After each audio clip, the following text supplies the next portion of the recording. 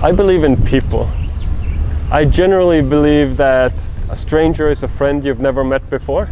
And I believe in that as a mindset that if I come across someone that I've never met before, then there's no reason why that shouldn't become a friend. And I have no good explanation how it's possible that I can stand in front of you after traveling to 194 countries without flying, on a small budget, without dying in 20 different ways. The only explanation I have for that is that the world is a lot more peaceful place, and countries are nothing else than people.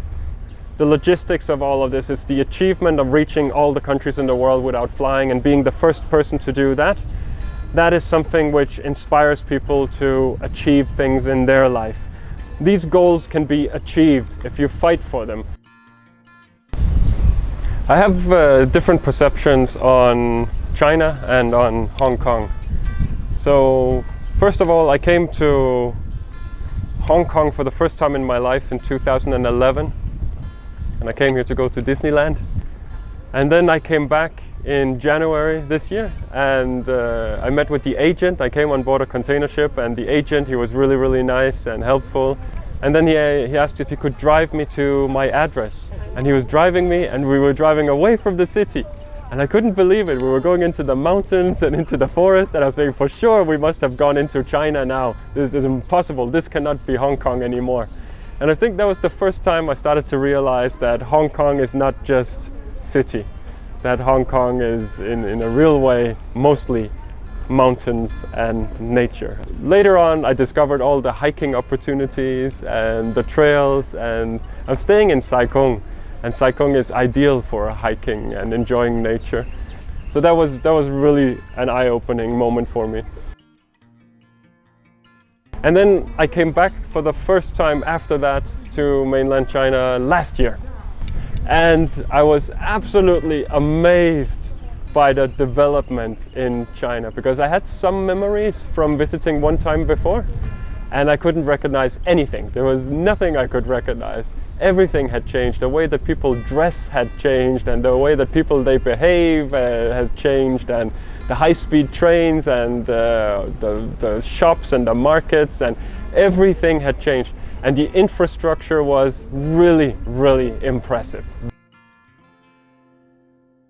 I come from the Western world, and in the Western world a lot of the media is generally influenced by US, and I don't think that corresponds well with what the reality seems to be in China. I'm quite open to that the world is a diverse place, and people, they behave in different ways, and there are different norms and different ways of living life.